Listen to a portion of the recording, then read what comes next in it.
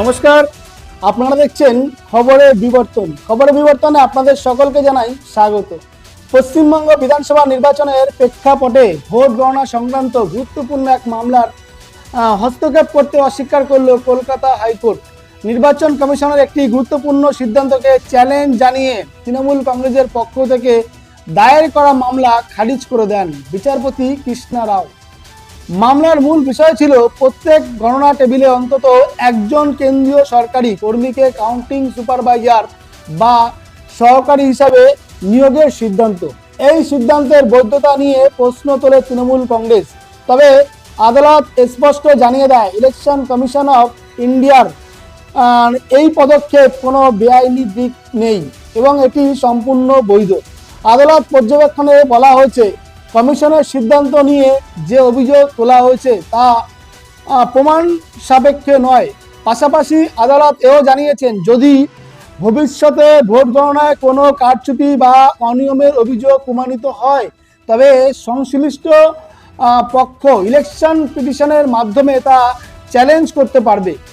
এ বিষয়ে আদালতের দৃষ্টি আকর্ষণ করেন তৃণমূল কংগ্রেস সাংসদ ও আইনজীবী কল্যাণ ব্যানার্জি। তার বক্তব্য ছিল, ভোট গণনা কেন্দ্রে শুধুমাত্র কেন্দ্রীয় সরকারি কর্মীদের সুপারভাইজার হিসাবে নিয়োগের সিদ্ধান্ত একতরফা এবং তা গ্রহণযোগ্য নয়।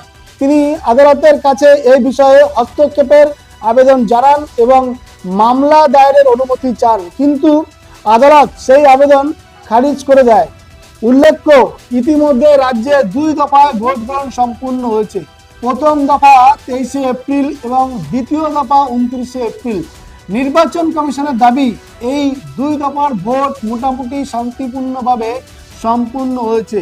এবার ভোট গণনা প্রক্রিয়ায়ও কিছু পরিবর্তন আনা হয়েছে।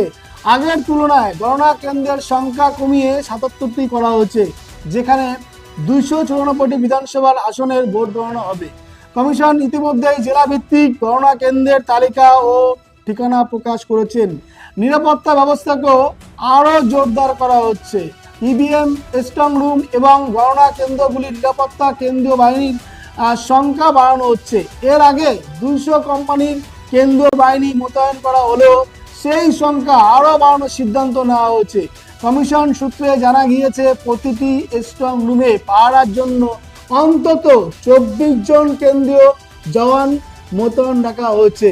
সব মিলিয়ে ভোট গণনা ঘিরে প্রশাসনিক প্রস্তুতি এবং নিরাপত্তা ব্যবস্থাকে আরও শক্তিশালী করার পাশাপাশি আদালতের এই রায় নির্বাচন কমিশনের সিদ্ধান্তকে আইনি স্বীকৃতি দিল বলে মনে করছেন রাজনৈতিক মহল।